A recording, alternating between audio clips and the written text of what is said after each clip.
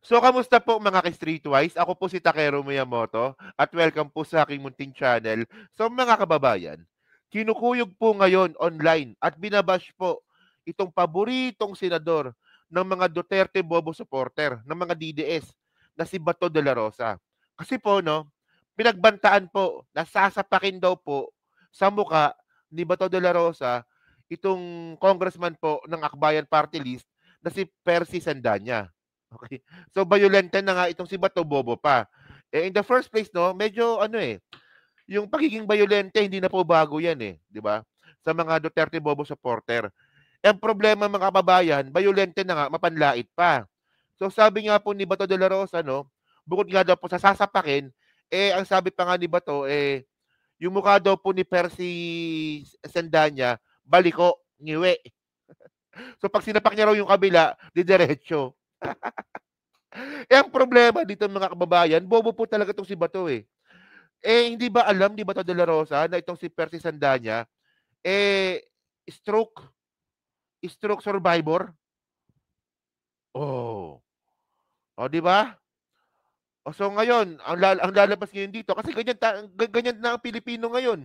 Ganyan na po ang Pilipinas ngayon. Dapat politically correct ka. So ngayon, ang lalabas ngayon dito, mapanlait ka sa mga taong may stroke. Bobo ka kasi. Ayan ang problema sa iba to. Bobo ka. Bobo ka, bobo ka.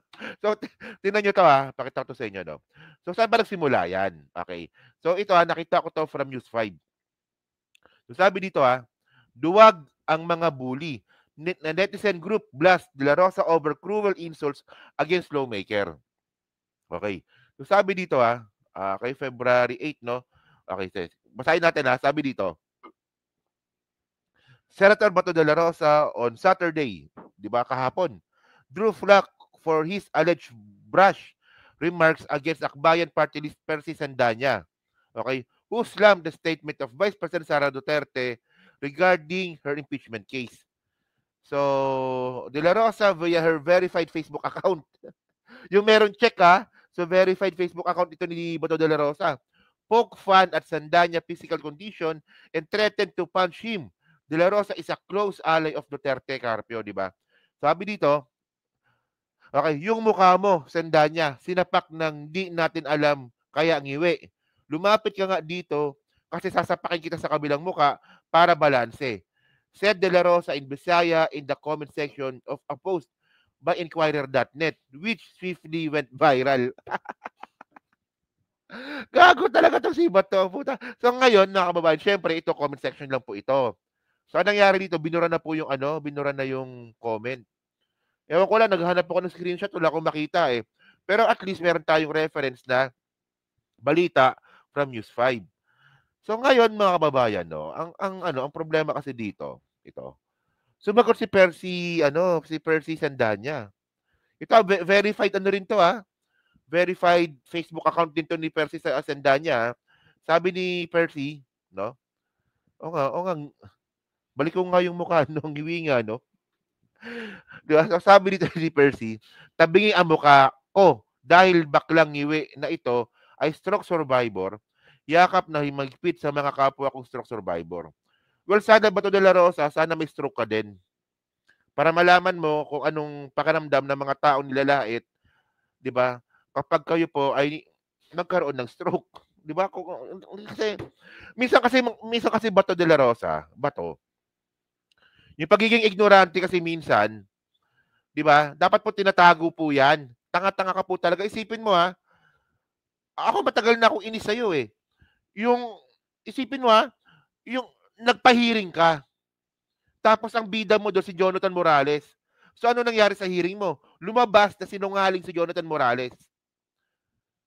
Isipin mo nag-aksaya ng pera, nag-aksaya ng panahon para bigyan ng pagkakataon at platform yung sinungaling na kalbong mukhang alien na si Morales. Doon pa lang bobo ka na Tapos, sabi mo pa na yung dokumento po ni Morales totoo kasi may puncher. Ako may puncher din ako dito, yung anak ko meron nata, no? Oh. Ang dali lang butasan ng papel, bobo ka. Ewan ko ba? O ngayon, ito, dahil sa pagiging ignorante mo, Di ka ba lang nag-research kung bakit baliko yung muka? Buti ka mo, hindi mo tinawag na addict. Alam niyo mga kababayan, no, ang nakakatawa dito sa mga bobong mga DDS, porket ngiwi yung muka, addict na para sa kanila. Marami pong factor yan. Isa-isa na nga dito yung stroke. Posibleng merong lockjaw or merong problema sa ngipin. Maraming ano yan eh, maraming dahilan yan eh. O buti na lang kamo, hindi nyo na drag tag itong si Sandanya, no. So ngayon mga kababayan ito. Ewan ko lang kung mag-apology si Bato dito, no? Pero so ngayon, syempre bukod nga po diyan, sumagot din po ito si Percy Sandanya. So sabi dito, no, ito verified Facebook account niya rin ito, no. Okay. Sabi dito, "Me sasapakin daw ako, ano, me, no, me, sasapakin daw ako ng isang senador. Ang tapang naman ni Kuya. Sana ganyan din siya katapang laban sa China at WPS at sa pagharap sa ICC." O, di ba? O baka naman iiyak na naman siya ng crocodile tears at kakaripas ng takbo gaya ng takbo niya noon sa hawak niya paputok. Actually, napanood nyo na ba yun? Kaya hanapin ko ha. Hanapin ko to. Yung sinasabi ni Percy Sandanya. So, ito, nahanap ko na, okay. Hanapin. Ito yung sinasabi ni, ni Sandanya Congressman Sandanya Okay, ito. Sir, pamatiin na lang sila. Ano yun eh? Goodbye Dilima tong ano na to eh. Itong paputok na to eh. O, di ba? Tontuwa siya dito. Sir, itong nakauri sir. Bagay, sabihin niya, pulis na naman ang ganyan nito ha. Huli natin yan sir. Ma-imbestiga ka yan.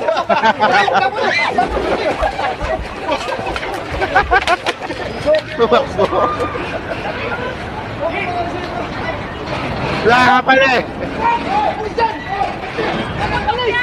Ito kung maripas ang takbo si Bato sa paputok, no? Well, delikado naman talaga yun, pero grabe naman yung tawag nito, yung pagtakbo niya, sobrang layo naman. So ngayon mga kababayan, no, itong point natin dito. Okay. Well, kasi itong si Percy Sandanya, no, 2 beses ko na nakasama ito. Una dun sa rally namin ni Enzo Recto, tsaka yung rally din po nung sa Magdalo. So nandun siya. So medyo na-chit-chatan ko ng konti ito. So medyo okay naman siyang tao, no. So well syempre alam naman natin na anti-Marcos 'yan, 'di ba? Pero in the first place dito natin makikita na itong mga anti-Marcos po na 'to, mas gusto po nila ang Marcos kumpara sa Duterte kasi 'di ba? Di hamak naman na mas masamang tao. 'Di ba? Kasi lahat ng tao masama, naniniwala naman ako doon. Wala naman taong perpekto. So naniniwala itong mga anti-Marcos na 'to na mas masama talaga ang mga Duterte kumpara po sa ibang politiko, especially po sa mga Marcos. So, actually kasi nakita ko po yung ibang mga comment ng mga bobong mga DDS. Baliktad talaga utak ng mga DDS eh, no? Nabasa ko yung mga comment ng mga DDS na mayabang ka kasi. Ngayon kapag binalikan ka ni Bato, magagalit ka. 'Di ba? Ang point dito, ano ang mayabang sa ginawa po ni Percy Sandanya? Anong mayabang doon? Yung nag-file ng kaso ng impeachment complaint kay Sara?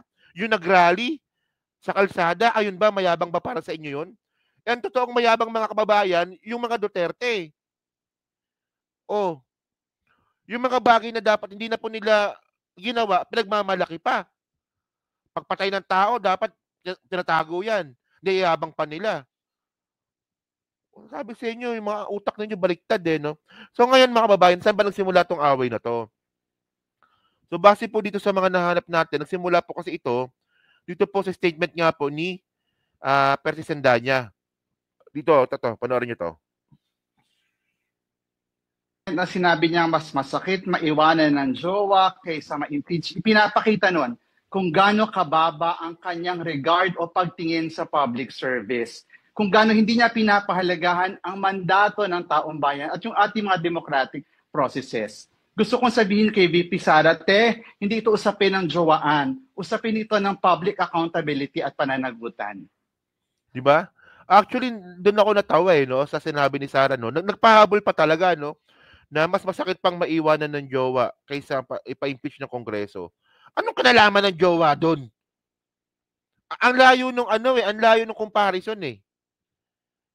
'Di ba? Tapos yung mga DDS tuwang-tuwa pa talaga. Baliktad talaga utak ng mga DDS eh, no? So ngayon mga kababayan, no? So ang tanong ko dito, no? Ang tanong ko dito, bakit out of nowhere biglang binanggit ni Sara Duterte 'yon? Ano ba? Meron bang pinanghuhugutan si Sara Duterte kung bakit niya sinabi na mas masakit pa yung maiwanan ng jowa kaysa ipa-impeach ng mga congressman? So syempre, alam naman po natin kung ano nangyari. Ito na naman, chismis na naman tayo.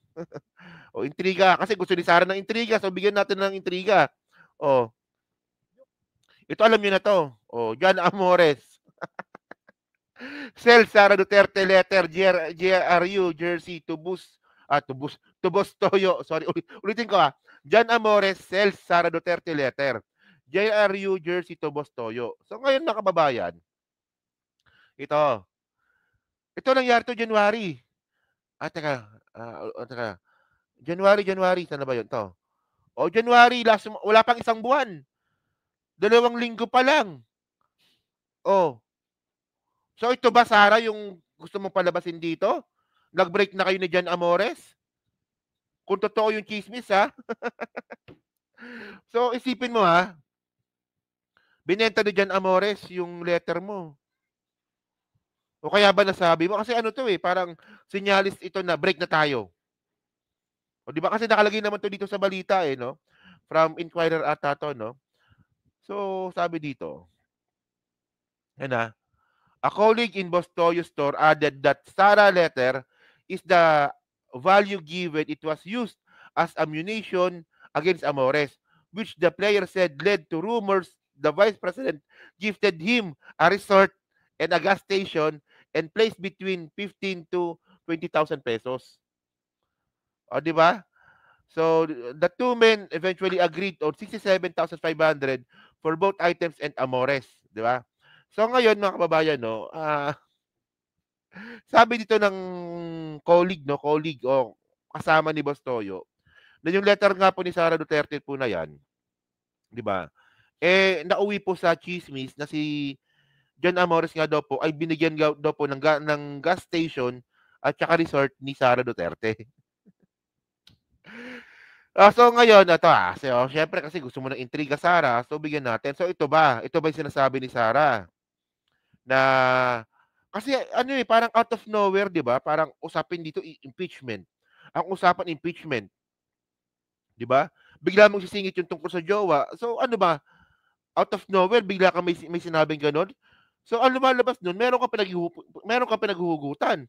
So ano ba ang pinaghuhugutan mo na recently lang na nangyari? So ito nga, yung pagbenta nga po ni John Amores ng letter mo tsaka ng jersey niya. Isipin mo ha, ang presyo lang pala ng pagmamahalan ninyo, 67,500. Yak. O, di ba? Kung totoo yung chismis. Di ba? Tandaan nyo naman, ako, hindi ko naman kino-confirm yung relasyon nila.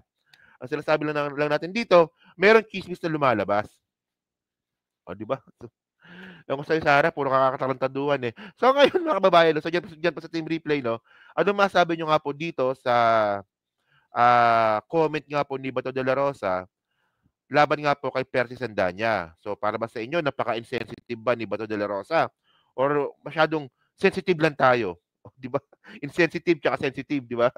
So, ngayon, ano bang masabi nyo rin po dito sa pinakapunot dulo po ng sagutan po na to? So, regarding ito sa jowa-jowa, di ba, na ang pinag-ugatan is impeachment trial. So, kayo ba, naniniwala ba kayo dito kay John Amores na may relasyon sila? Hindi, naniniwala ba kayo na mayroong relasyon itong si John Amores at si Sara Duterte? So, ngayon break na sila, kaya nabanggit ni Sara Duterte yung tungkol po sa breakup ng magsyota. O, di ba? So, yun no. So, pa-comment lang po sa baba, di ba? At binabasa ko pong lahat yan. At syempre, dyan din po sa Team Replay, pa-like, pa-subscribe. At kung di naman kalabisan, pa-share na rin po ng video po na to. So, sa muli po, kita na lang ulit tayo sa susunod nating content. So, thank you, salamat, and bye-bye.